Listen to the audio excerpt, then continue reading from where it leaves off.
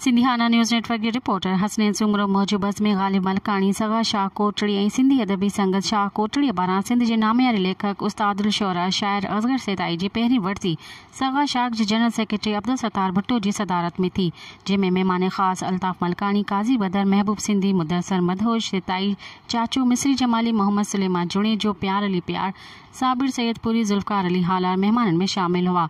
कार्रवाई की शुरुआत कमल लतीफ़ साईं जी वाईअ सां कई। असगर सेताई के सिंध परस्त ऐं इनकलाबी शाइर करार ॾिनो। सदारत ख़िताब में अब्दुल सत्तार भुट्टो चयो त असगर सेताई जी क़ौमी शाइरी रूह खे गरमाए थी।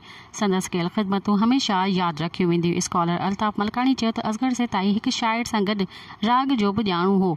लेखक में महबूब सिंधीअ चयो त असगर सेताई सूंहं, सच ऐं सिंध जो शाइर आहे। जुल्फ़कार अली हालार चयो त असगर सेताई उस्तादुल शुअरा शाइर हो। असगर सेताई सिंध सां प्यार कंदो हो ऐं उन जी शाइरी सिंध धरतीअ जी तर्जुमानी करे थी। मुज़म्मल हैदरी सेताई पंहिंजे उस्ताद असगर जी शाइरी तरनुम ॿुधाई, जॾहिं त जुल्फ़कार अली हालार रोशन ॾींहुं पर ग़ुलाम असगर ॻाॾही ख़िदमतुनि ते रोशनी विधी ऐं मकाला पढ़िया।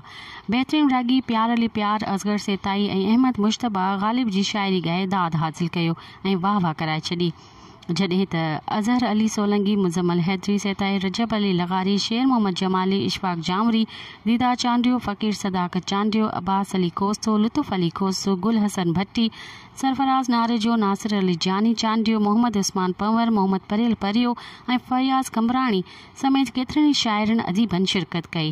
कार्रवाई जुल्फ़कार अली हालार हलाई।